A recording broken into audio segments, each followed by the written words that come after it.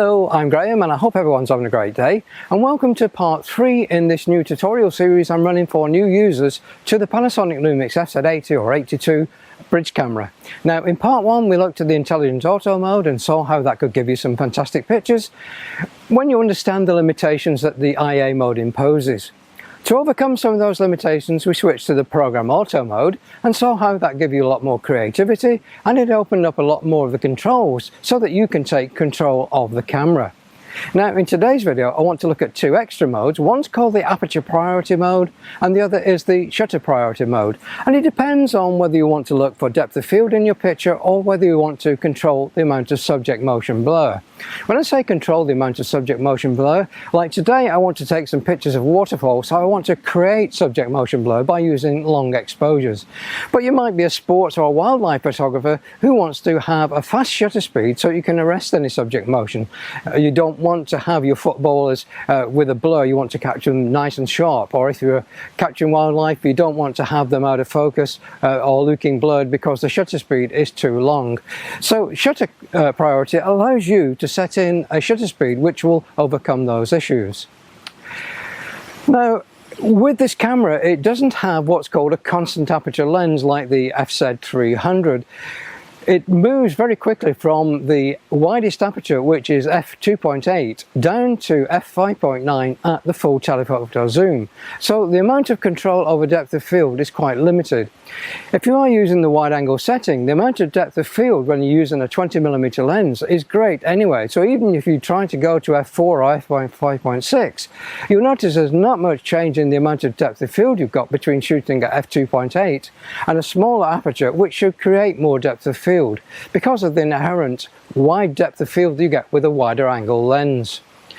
So if you are using telephoto mode on this camera, very quickly you'll run into the situation where the aperture very quickly becomes something like f5.6 or f5.9, and inherently that is giving you quite a large depth of field. So let's have a look at setting up this camera in Aperture Priority Mode. It's a very low light situation. Here I'm in a forest and it's very overcast and the tree canopy is quite dense. With my camera set to ISO 80 and the aperture set to f2.8, a typical exposure is 1/4 of a second. Now that will give me a lot of subject motion blur if I try to take a handheld shot. So in this situation I can only increase my ISO so that I can get a handheld shot. If I wanted to take this 1/4 second exposure, then I'd have to use the tripod that I've got the FZ2500 set up at the moment. So you have to understand the limitations. Now if you haven't got a tripod, you need to find some way of bracing this camera. Maybe you can hold it against a tree or place it on a rock, your camera bag or something like that, so you can actually get those long exposures without camera motion taking place. To illustrate that, I'm going to try and take this shot. Let's just move a little bit so I can get the bridge in the background here. I'm at 20mm, ISO 80, f2.8, and the camera is saying the exposure is 1/4 of a second. So let me take that shot and I'll try and brace the camera as strong as I can hold it. And we can have a look at that in the video. Now you notice there is quite a bit of camera shake on that. I haven't got really steady hands. I rely on being able to rest the camera against something or on a tripod to get these longer exposures. With optical image stabilization, it does give you an advantage over a camera that doesn't have optical stabilization, but with 1/4 of a second it's still quite a long exposure for the camera to be able to hold that image still for that duration of the exposure. I'm going to try and brace the camera now against this tree and take the same shot, and you can see how the camera is much more stable. So if I rest the camera against the tree, it takes out some of the shake, and if I take that shot again for you, again 1/4 of a second, f2.8, ISO 80, and we notice that one is a little bit sharper. Let me move location a little bit further into the forest and try and find some more waterfall where we can have a look at taking some waterfall pictures using both Aperture Priority Mode, but more importantly Shutter Priority, so I can dial in the amount of time that I want that shutter to be open to create those silky motion that I'm looking for. Well, Aperture Priority Mode allows you as a user to set the amount of depth of field that you want in a photograph. It takes control of the camera, so you fix down the aperture and the camera will automatically select a shutter speed to give you the right exposure. If we look at, first of all, the ISO I've got set here, I've got that set to ISO 80, which is the lowest ISO the camera has, and that's the ISO which will give you the very best image quality the camera can return. Anything more than ISO 80 introduces a little bit more noise into the image, and once you start to reach about ISO 1600, the image is very, very noisy indeed.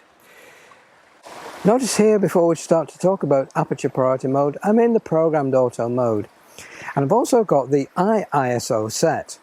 Now, if I take this picture, you'll notice that I'm using an aperture of f2.8. The shutter speed is 1/60th of a second. And if I take the picture, you notice the ISO is 1400.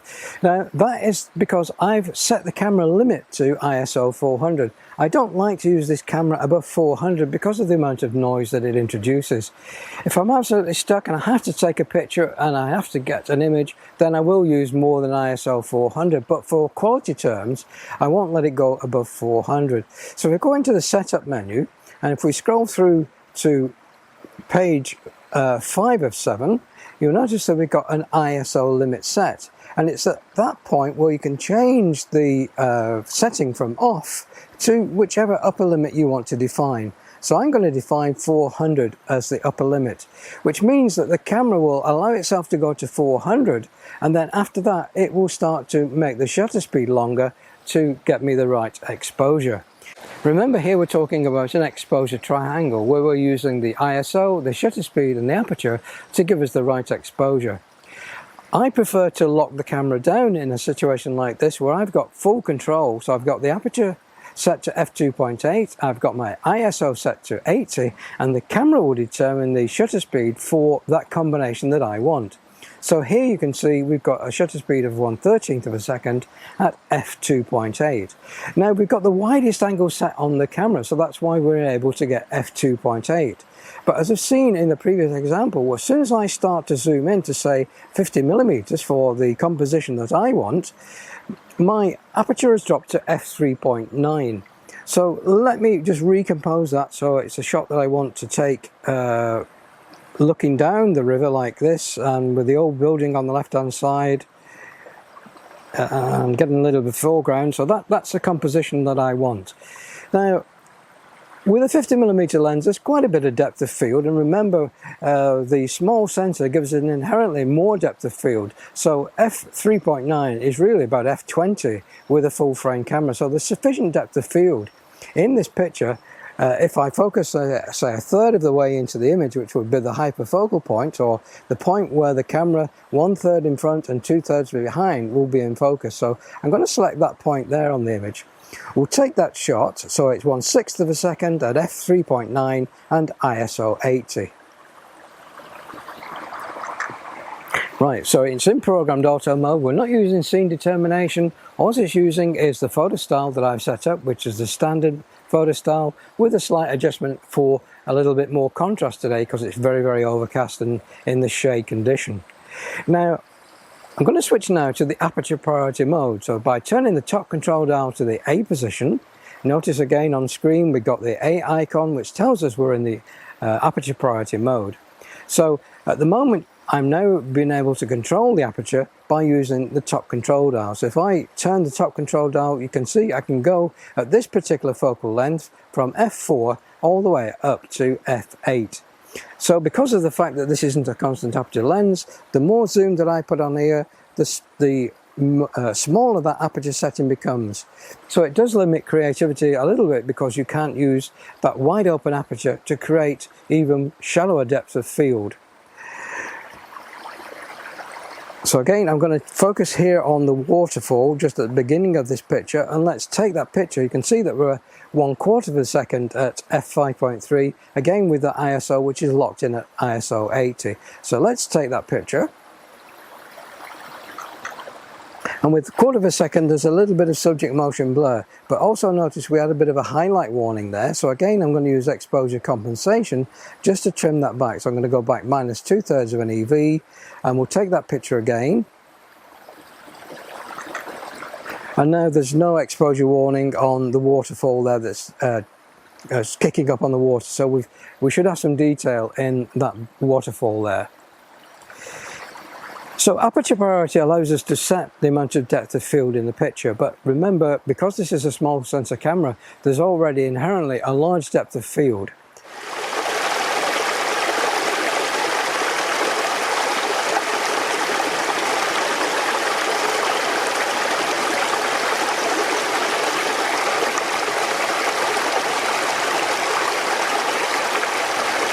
Well, I've moved a little bit further upstream, and normally that cliff face at the back has got quite a nice cascade of water over it, but we haven't had rain for several days, so we've hardly got any water running down this stream, so it's not going to give me the effects that I really wanted to show you today.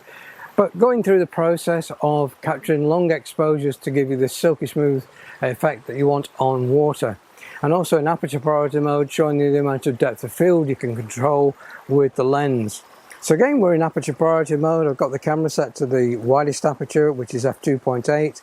Again, I've got my ISO locked down at 80, and I've got -2/3 EV compensation to prevent any of the highlights blowing out on the skyline that we have on the top of the image. So let me set the timer up again for 2 seconds, as I've got the camera set up to cancel. You can set it up so you always have a 2-second timer, but I prefer to leave it just set to off. So it's giving me a 1/13 of a second exposure. So let's take that first shot.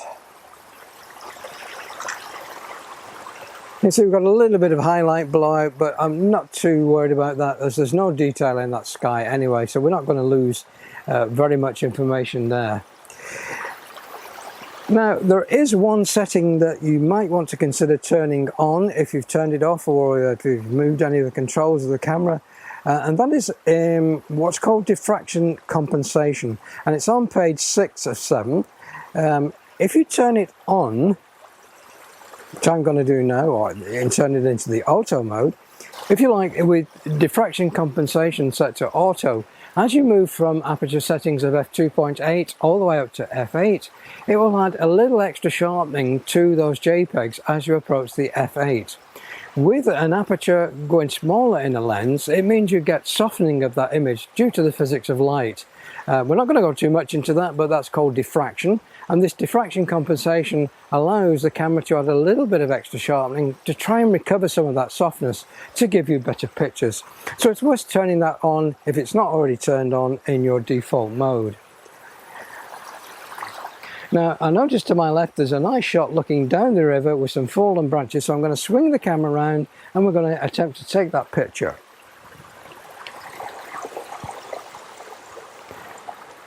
So let me swing the camera around.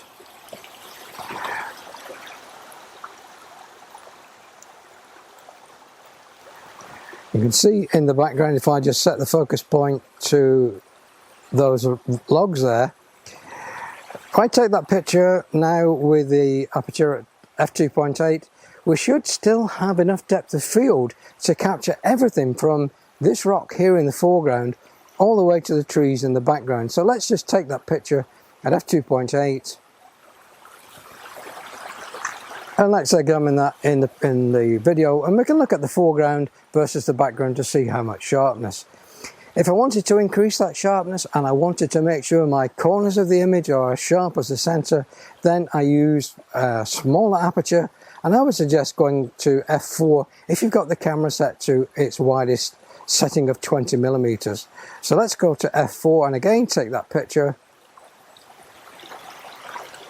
We should have a little bit more depth of field, but more importantly, the edges should be as sharp as the center. If we go to f5.6, which is one complete f-stop more, again we'll increase the amount of depth of field.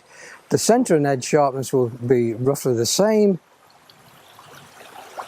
and the diffraction compensation will be now sharpening those images that are in JPEG to give a better image quality than without the compensation. And I'll go all the way to f8 just to demonstrate that point.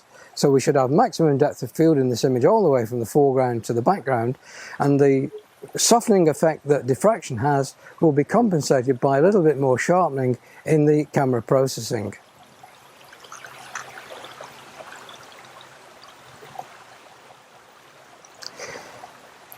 If I set the camera back to f2.8 and I zoom in to bring up that detail of the fallen trees, let me just recompose the camera for that shot.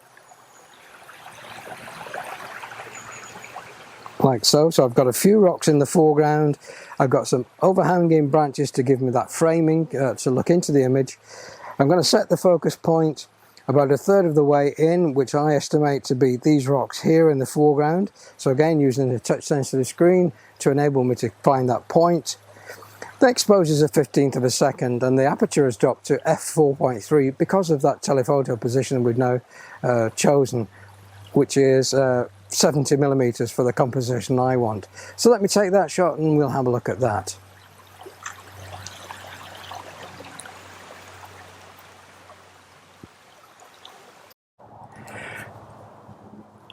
We've been mentioning the fact that you can use both Aperture Priority and Shutter Priority with the FZ82 camera.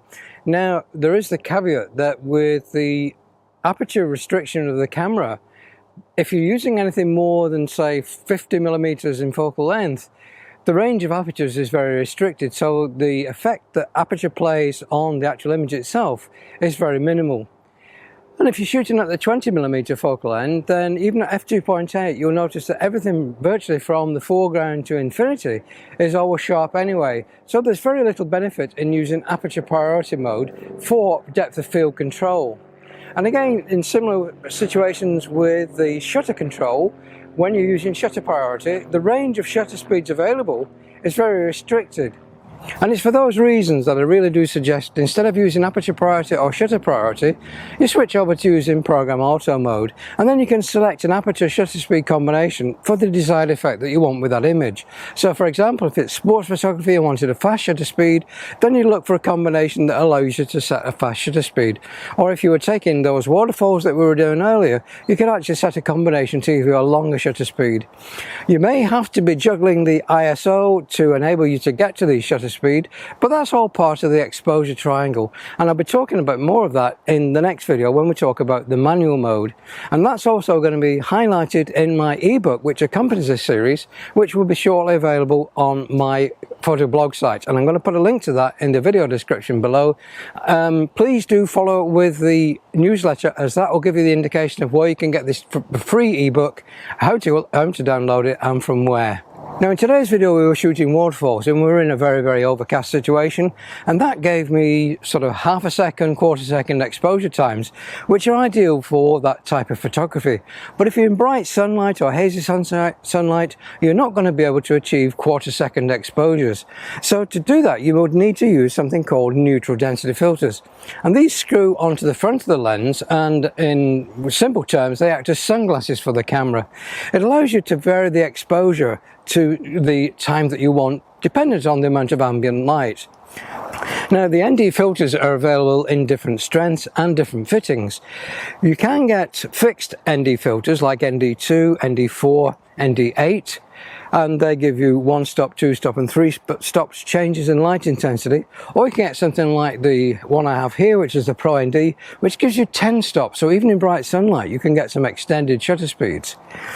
There are also what are called variable ND filters, which allow you to dial in from say ND2 all the way up to ND10, but the cheaper ones tend to give you color shift and actually can distort the image. So be careful if you're using the variable ND filters that you're not actually degrading your image. I tend to use the fixed NDs, and especially for video, they're ideal for reducing the shutter speed to get that cinematic look.